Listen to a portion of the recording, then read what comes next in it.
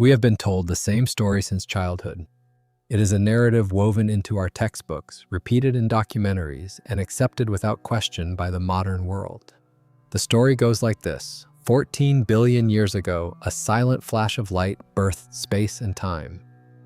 For eons, dead matter collided blindly in the dark.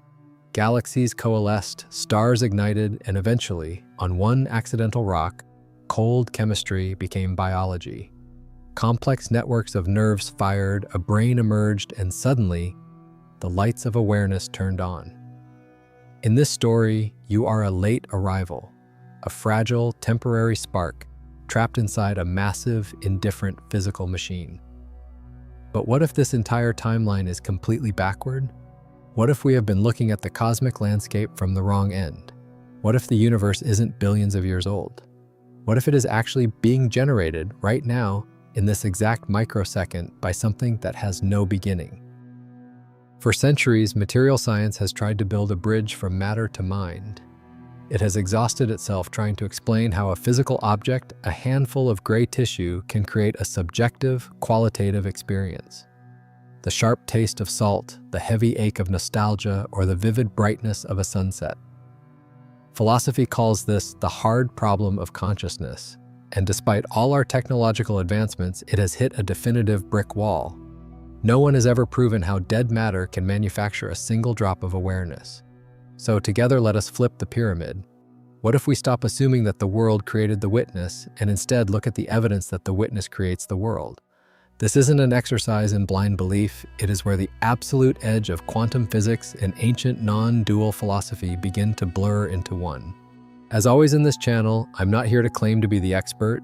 I'm not a guru or a teacher holding absolute answers. I don't think anyone can hold absolute answers. Even the people doing the science behind all this are not completely sure of most of this stuff. I'm just a fellow seeker standing at the edge of the unknown, deeply fascinated by the mystery of existence. I'm also not asking you to adopt a new dogma, but simply to step outside the boundaries of habit and look at your own experience with fresh eyes. If you value deep inquiry, wonder, and the quiet truth of self-reflection, please subscribe if you're not yet, and let's trace this thread back to before the stars were born. Let's begin where our everyday certainty completely breaks down. The bizarre world of quantum physics. In normal life, we like to think the universe is made of solid, dependable little building blocks, like tiny, hard marbles floating in space. We assume a rock is a rock and a star is a star, whether we are looking at them or not. But when physicists actually peeked under the hood of reality, the marbles vanished. They discovered that at the deepest subatomic level, matter refuses to behave like a physical thing. A particle doesn't have a fixed location, a definitive speed, or a solid shape. Instead, it exists only as a wave of pure possibility. It is essentially everywhere and nowhere at the same time, hovering in a ghost-like state of limbo. But then something incredible happens. The exact microsecond a person sets up an experiment to look at that particle, the blur of possibility instantly vanishes. The particle instantly chooses a single, solid spot to exist. The act of looking is what forces reality to become real. This leaves us standing at the edge of a massive, mind-bending question.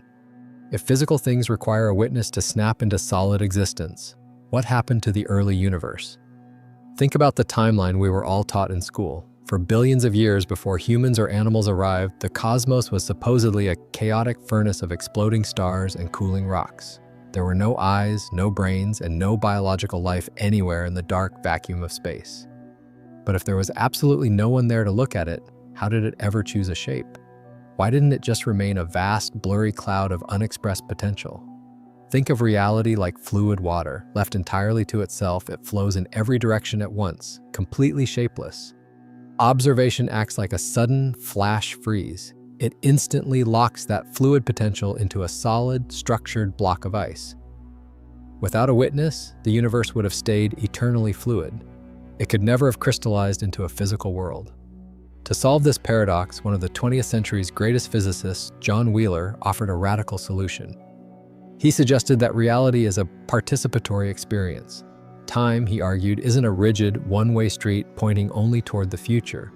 Instead, he showed mathematically that the observations we make right now in the present moment might actually reach backward through history, retroactively solidifying the early universe.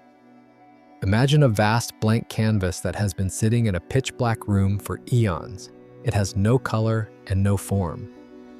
But the moment you strike a match in the present day, the light doesn't just illuminate the room, it bleeds backward through time, painting the entire history of the canvas in a single flash.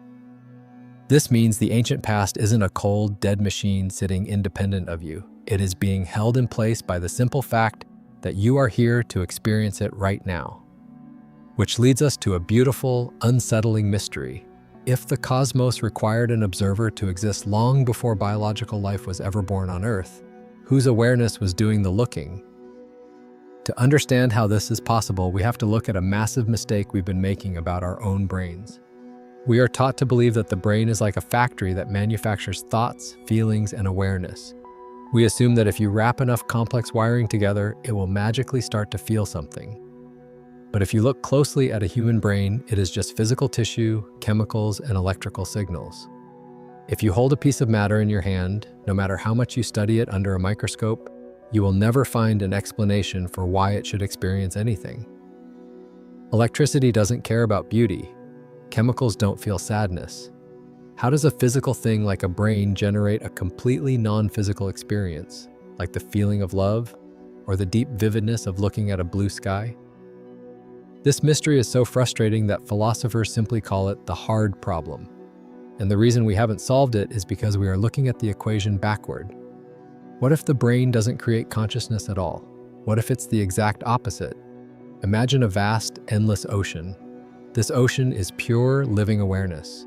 When the water moves just right, a whirlpool forms on the surface. To someone looking at it from a distance, that whirlpool looks like a separate, individual object. It has a specific shape, a clear boundary, and it seems to have a life of its own. But if you dive into the water, you realize the truth. The whirlpool isn't a separate thing. It is just a temporary pattern of the ocean itself. It is made of the exact same water doing a temporary dance. Your body, your brain, and your physical senses are exactly like that whirlpool. You are not a separate piece of matter floating around in a dead universe. You are a localized ripple inside a giant ocean of mind. The physical brain isn't a factory that creates consciousness. It is more like a focal point, a temporary lens through which the universal mind experiences a single human life. When we realize this, a profound sense of relief washes over us. The terrifying isolation of the modern world starts to dissolve. Think about your own experience right now. If you close your eyes and listen to the sounds around you, where does the sound actually exist? Does it happen out there in the distance, or does it happen entirely inside the space of your awareness? If you try to find the exact boundary where your inner thoughts end and the outer world begins, you'll realize something startling. You can't find it. The boundary doesn't exist. The world isn't outside of you. You are the space in which the world is happening. But if your awareness is this vast, timeless ocean, why does it feel so small? Why do we feel so deeply trapped inside a body that grows old, gets tired, and lives on a ticking clock? To understand why we feel so small, we have to look at the difference between who we think we are and what we actually are.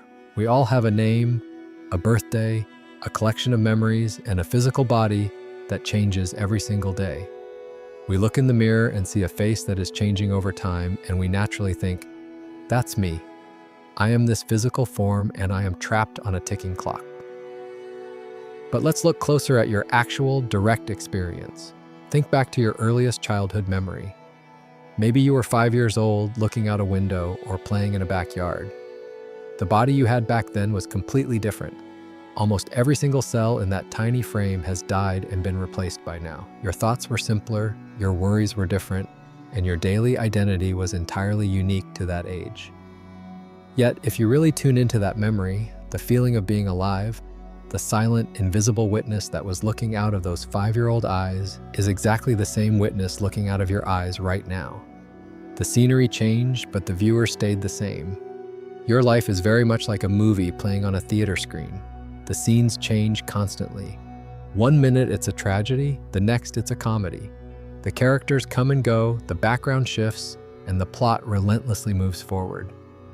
But through it all, the screen itself never changes. It doesn't get burned by the fires in the movie, and it doesn't get wet from the storms on screen. It simply sits there, perfectly still, holding the entire story. Your true self is the screen, not the movie. Ancient philosophical traditions have pointed to this exact truth for thousands of years. They suggest that your human personality has a clear beginning and an end. It has an age. But the baseline awareness underneath your personality has no birthday. It was never born, and it cannot grow old. It doesn't live inside time. Time actually lives inside it. If time is just a concept that happens within your awareness, then the deepest part of you is completely untouched by the passing of years. It doesn't matter if the calendar says it is today, or if we trace history back to the very dawn of the cosmos. The underlying space of awareness remains perfectly unchanged. You didn't arrive late to a universe that was already running. You are the very space where the illusion of time is allowed to unfold. But this leaves us with one final, incredible realization. If space and time are happening inside our awareness, what does that say about the ultimate nature of creation itself? Think about what this means for the story of creation. We usually think of the Big Bang as a massive, violent explosion that happened billions of years ago in a remote, dark corner of space. We picture it as a historical event that is long over, leaving us behind as its accidental leftovers. But if space and time are actually generated inside your awareness, then the Big Bang isn't a memory from the ancient past. It is a continuous, ongoing event. It is happening right now, in this exact microsecond. It is happening in the silent gap between your thoughts, as the infinite potential of reality collapses into the concrete experience of you listening to this voice, breathing this air, and looking at the world around you. Every single second is a completely fresh creation. When you walk outside at night and look up at a star that is millions of light years away, it feels like you are looking at something impossibly distant and separate from you. But notice the truth of what is actually happening. The starlight travels across space, touches your eyes, and is translated into a tiny point of light. The only place that star truly exists to you is a beautiful perception inside your own mind. The entire vastness of the night sky is actually unfolding within the close, intimate warmth of your current awareness. Our physical senses act like a protective filter. If we were to experience the true nature of reality all at once, every moment of time, every point of space, every possibility of existence, it would be completely overwhelming. It would be a blinding, deafening rush of infinite information. So our awareness gracefully uses the concepts of space and time to pace things out, creating a gentle, linear story that we can comfortably experience. You are not a tiny, accidental bystander who stumbled late into a massive, hostile universe. You are the very space in which the universe is allowed to exist. The ancient stars, the vast oceans, and the passage of centuries are all just ripples appearing on the surface of your own timeless nature. This shifts everything. It instantly takes away the heavy, crushing weight of feeling insignificant. You aren't a lonely drop of water that accidentally found itself lost inside a massive cosmic ocean. You are the entire ocean, temporarily looking through a human window. But if this is true, what happens when we stop looking outward at the moving pictures of time and instead turn our attention completely back toward the one who is watching? When we ask if your consciousness is older than the universe, we are still using the language of the illusion. We are still pretending that you exist inside the timeline, waiting for the centuries to roll by. But the ultimate truth is far more profound. Your awareness isn't older than the universe. It is entirely outside of time. It is the eternal now that holds every passing age, every ancient stellar cycle, and every single human heartbeat. When you realize this, the desperate, exhausting search for meaning finally comes to a rest. You no longer need to struggle to find your place in the cosmos because you have never been separate from it for even a single second. The peace you have been searching for out there in the world isn't a destination you have to reach. It is the silent, permanent background of who you already are, right here.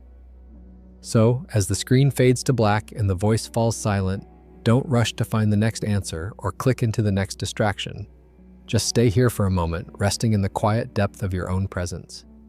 If your awareness is the very space holding the entire cosmos together, what happens when you finally allow yourself to rest? Thanks for watching.